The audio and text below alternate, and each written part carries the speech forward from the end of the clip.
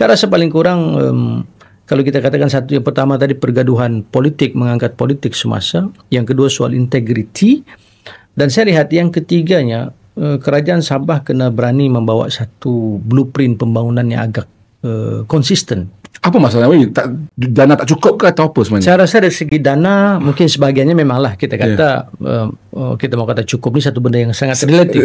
Ya. Tetapi kalau dia diurus dengan baik, banyak benda baik dia buat. Hatta seorang yang miskin pun dia boleh masukkan anak dia ke universiti dalam pendapatan manusia biasa yang agak kecil. Tetapi sama dengan kajian negeri, saya rasa kalau diuruskan dengan baik dan dengan integriti, dengan penuh transparansi, saya rasa mencukupi. Dan seterusnya saya tengok juga dalam konteks kenapa tidak cukup-cukup ini.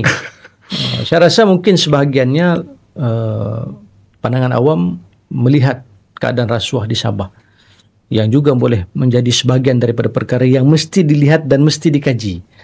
Saya tidak menyebutkan itu sebagai satu kanser, tetapi mau tidak mau pemimpin kena adalah nilai integriti dan juga kita kata anti rasuah, jangan salah guna kuasa yang seumpama itu, supaya dana yang kita dapat yang disebut tadi sebagai berbilion-bilion itu sampai kepada rakyat, bukan sampai kepada poket pemerintah ataupun sampai kepada poket orang tertentu.